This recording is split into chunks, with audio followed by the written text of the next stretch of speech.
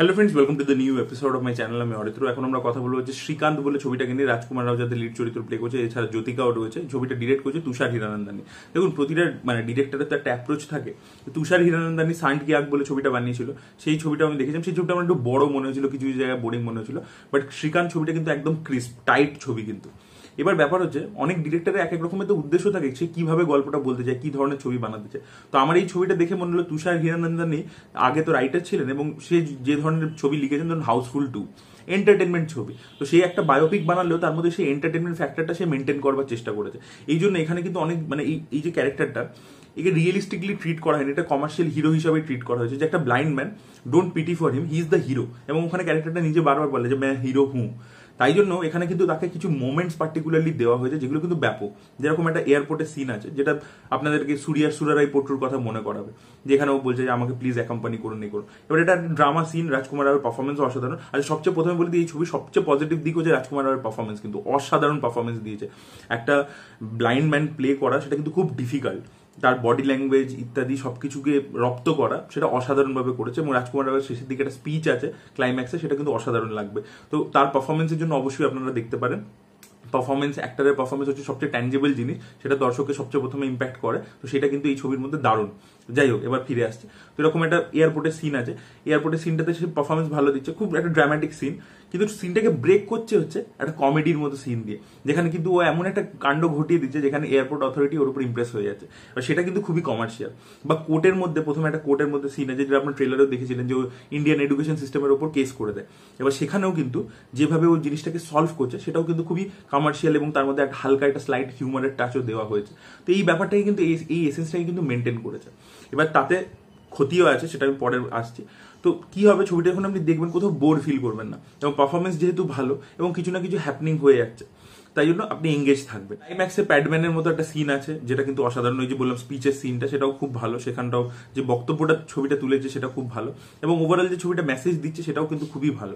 তো সেই ওভারঅল মিলিয়ে আপনি যখন ছবিটা দেখতে যাবেন, এন্টারটেনমেন্টের জন্য, পারফরমেন্সের জন্য, সবকিছু মিলিয়ে ছবিটা আপনার একটা মনে হবে যে ফিল গুড ছবি দেখলাম, 2 ঘন্টা এন্টারটেনমেন্ট হলো, বেরিয়ে এলাম। কিন্তু এটা কি একটা এক্সট্রাঅর্ডিনারি ছবি হয়েছে? তা হয়নি। তার কারণ হচ্ছে, এখানে প্রবলেমটা হয়ে গেছে কি, প্রথম হচ্ছে কি পুরো লাইফটাকে কভার করেছে। এবার পুরো লাইফটাকে কভার করলে, এই শ্রীকান্ত ভোলার লাইফে প্রচুর কিছু ইভেন্টস আছে, লোকটা প্রচুর কিছু অ্যাচিভ করেছে। আইআইটিতে হয়নি, এমআইটিতে চলে গেছে, ওখানে পড়াশোনা করেছে। তার আগে ইন্ডিয়ান এডুকেশন সিস্টেমের উপর কেস করেছে, ক্রিকেট খেলেছে, ওখানে গিয়ে বেসবল খেলেছে, অনেক কিছু আছে। এখানে এসে ইন্ডাস্ট্রি সেট আপ করেছে। তো এই এত ইভেন্ট যখন পরপর দেখিয়ে যাচ্ছে, তখন মনে হচ্ছে একটা ইভেন্ট থেকে একটা ইভেন্টে জাম্প করছে, তাদের মধ্যে কোনো ব্রিদিং স্পেস নেই। ওই জন্য ক্যারেক্টারটার কি গ্রোথ হচ্ছে, সেটা আমরা ফিলই করতে পারি না। ছবিটার অনেকটা পোর্শন জুড়ে ক্যারেক্টারটার ব্যাপারে আমরা কিছু বুঝতে পারছি, জাস্ট সে একটার পর একটা ঘটনা ঘটিয়ে যাচ্ছে। সেকেন্ড হাফে এসে যেখান থেকে শরৎ কেলকারের ক্যারেক্টারটা ঢোকে, সেখান থেকে আমরা বুঝতে পারি যে ওর ইন্টারনাল কনফ্লিক্টটা কি হচ্ছে। যে একটা টাইমের পরে যখন সবাই ওকে অ্যাপ্রিসিয়েট করতে শুরু করছে, ও সেখান থেকে কিন্তু একটা কোথাও গিয়ে একটা ওর মধ্যে ইগো কাজ করছে, সেই যেগুলো কিন্তু আমরা অনেক পরের দিকে পাচ্ছি। তা সেটা কিন্তু ফার্স্ট হাফে একেবারেই নেই, যে ও কি ফিল করছে। ও জাস্ট একটার পর একটা ইভেন্ট ঘটে যাচ্ছে। এবং কি হয়েছে, এই হিরোইক অ্যাপ্রোচটা যেহেতু দিয়েছে, তাই জন্য কোনো কনফ্লিক্টই ওর কাছে কিছু নয়। এবং যেহেতু অনেক ইভেন্ট এবং একটা ইভেন্ট আসছে, আপনি জানেন যে সলভ করে নিচ্ছে, তো সেটা কোনো স্টেক্স হাই হচ্ছে না। এইটাই আর কি প্রবলেম হয়ে গেছে ছবিটা।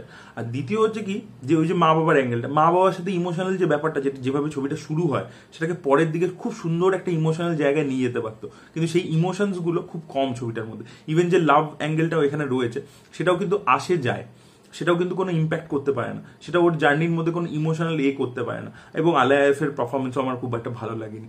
তো এইগুলো আর কি ছবিটার মধ্যে প্রবলেম আছে। ইমোশনালি একটু ইনার্ট আছে, এবং হচ্ছে আরো ফ্যামিলির দিক ইত্যাদি, সেগুলো আর কি এক্সপ্লোর করতে হবে। এবং জ্যোতিকার ক্যারেক্টারটা প্রচন্ড ওয়ান ডাইমেনশনাল হয়ে গেছে। জ্যোতিকার ক্যারেক্টারটার সাথে একদম শেষের দিক, ওই বলছি যে ছবিটা একমাত্র যে জায়গাটা মেনলি ড্রামাটা আসে, সেটা হচ্ছে অনেকটা পরে, যেখান থেকে শরৎ কেলকে ঢোকে, সেখানে গিয়ে জ্যোতিকার একটা ভালো সিন আছে, ওর সাথে খুব সুন্দর একটা সিন আছে রাজকুমার রাওয়ের সাথে।